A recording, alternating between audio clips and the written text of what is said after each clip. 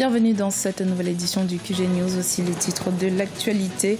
La confusion règne au Zimbabwe. Ce mercredi, le pays s'est réveillé sous le contrôle de l'armée. Ces dernières démentent toute tentative de coup d'État. Le président Robert Mugabe, quant à lui, a affirmé à son homologue sud-africain être détenu à son domicile. La 49e Assemblée générale de l'Association africaine des transporteurs aériens s'est clôturée ce 14 novembre au Rwanda. L'objectif était de redéfinir les stratégies afin d'optimiser la rentabilité des compagnies aériennes en Afrique. Et puis la Guinée lance une initiative à visée humanitaire. Objectif, garantir la réinsertion des déplacés dans la société. Mise en place par une ONG locale, l'OIM a permis à 150 rapatriés de trouver du travail. Situation politique tendue au Zimbabwe, bien que la probabilité d'un coup d'État en cours a été démentie par une partie de l'armée. Le président Robert Mugabe a affirmé à son homologue sud-africain Jacob Zuma être assigné à résidence. Ashley Duprat. Le président Robert Mugabe a affirmé ce mercredi 15 novembre à son homologue sud-africain Jacob Zuma être détenu, alors que plus tôt dans la matinée de ce mercredi, une partie de l'armée a démenti avoir mené un coup d'État. Nous souhaitons rassurer la nation que son Excellence, le président de la République du Zimbabwe, Robert Gabriel Mugabe, et sa famille sont sains et saufs et que leur sécurité est garantie. Nous ne faisons que viser les criminels autour de lui qui commettent des crimes qui causent la souffrance sociale et économique dans le pays pour les traduire en justice. Dès que notre mission sera accomplie, nous nous attendons à ce que la situation retourne à la normale. Si pour l'heure, les militaires contrôlent la situation, dans le centre de Harare, des véhicules blindés bloquent les routes menant aux principaux bureaux gouvernementaux, aux tribunaux, ainsi qu'au Parlement où des barrages de blindés ont par ailleurs été installés. Liés avec le Zimbabwe par la communauté de développement d'Afrique australe, SADC, l'Afrique du Sud a annoncé avoir dépêché 2 envoyés spéciaux pour tenter de résoudre la crise de manière pacifique. Le nouveau président angolais João Lourenço a démis de ses fonctions de la Sonangol Isabel dos Santos. La fille de l'ancien président José Eduardo dos Santos avait pris la tête de la compagnie pétrolière nationale en 2016. À l'époque de sa nomination, la nouvelle avait suscité les plus vives critiques des adversaires de son père, accusé d'avoir privatisé l'économie du pays au bénéfice d'une poignée de proches. Emmanuel Mayassi, le représentant de la Convergence pour le salut de l'Angola, une coalition de l'opposition angolaise, nous donne son analyse de la situation. On l'écoute.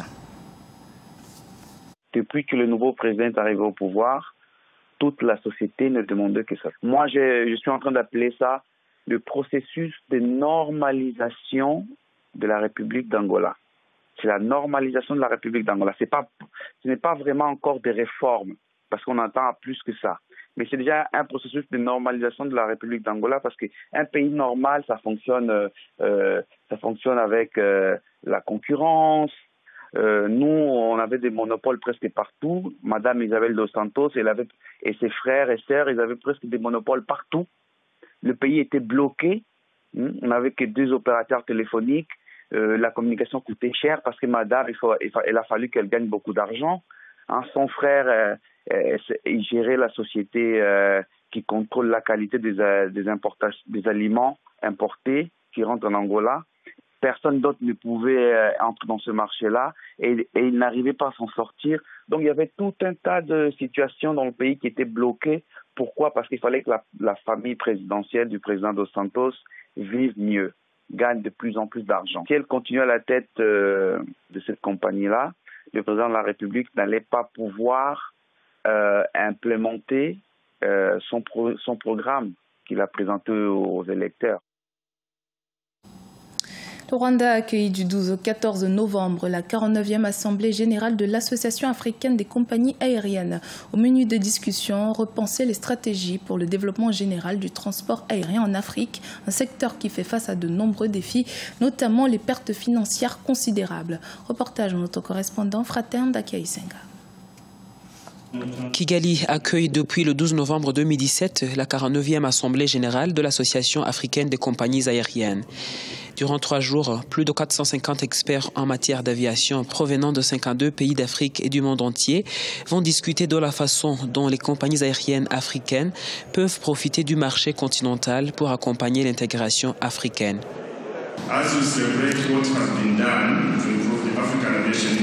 Au moment où nous célébrons des accomplissements de l'industrie aéronautique en Afrique, nous devons garder à l'esprit que ce secteur est en retard au niveau mondial. Nous avons beaucoup de réformes à faire si nous voulons avancer dans ce sens. Les gouvernements africains et les compagnies aériennes devraient harmoniser leurs opérations, notamment l'amélioration des taxes aux aéroports et des infrastructures aéronautiques. Selon l'Association internationale des transporteurs aériens, les compagnies aériennes africaines vont enregistrer une perte de 100 millions de dollars américains en 2017, contrairement à 700 millions en 2015.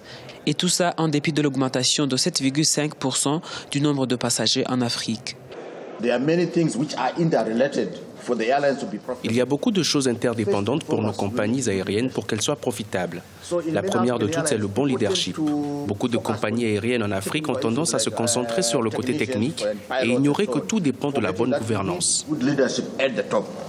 L'Association africaine des compagnies aériennes a été fondée en 1968 avec pour objectif principal de favoriser la coopération commerciale et technique entre les compagnies aériennes africaines. Elle compte actuellement 30 compagnies aériennes membres. Dans l'actualité également, du 4 au 5 décembre, le Djibouti accueille le forum sur l'intégration régionale et l'investissement privé dans les infrastructures. Ce forum devrait accueillir des représentants d'agences régionales et internationales de développement multilatéral et de financement, ainsi que des investisseurs et des développeurs de projets. À l'ordre du jour, comment améliorer les marchés clés du continent et leur compétitivité économique. Les nouvelles opportunités de collaboration dans des secteurs d'infrastructures à caractère vitaux seront également discutées. Face à la crise des migrants, la Guinée a décidé de lancer une initiative à visée humanitaire mise en place par une ONG locale. L'OIM a permis à 150 rapatriés de trouver du travail avec l'appui de l'Agence des Nations Unies pour les migrations. Un véritable espoir pour ces déplacés de se réinsérer dans la société. Patricia Dubois.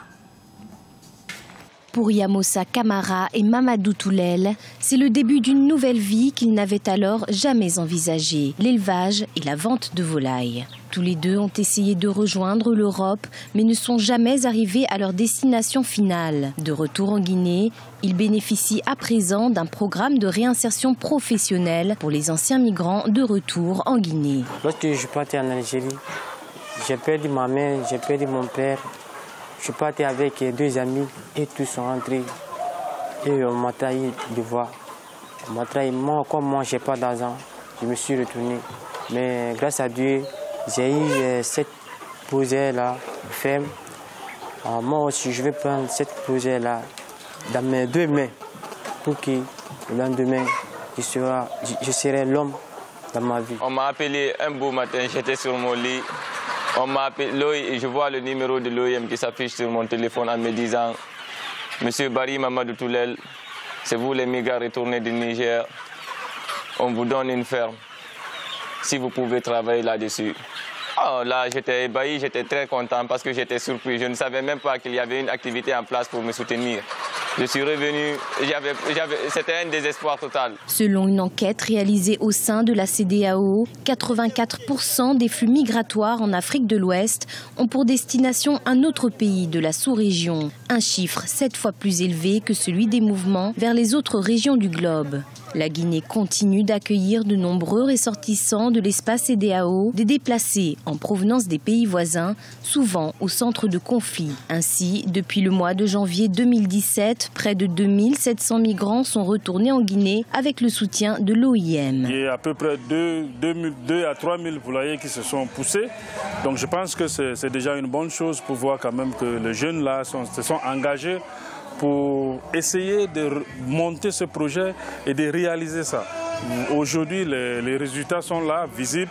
Et je pense qu'on est là pour les soutenir et on va continuer à les soutenir pour faciliter les réintégrations depuis qu'ils ont rentré dans les pays.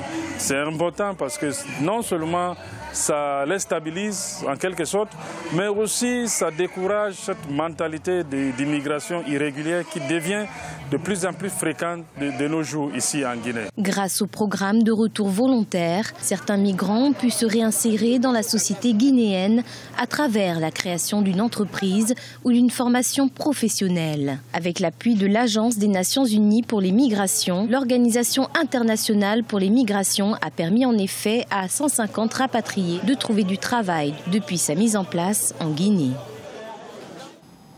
C'était le journal de la rédaction. Merci de votre fidélité. Dans un instant, une nouvelle édition de l'actualité sur Africa 24.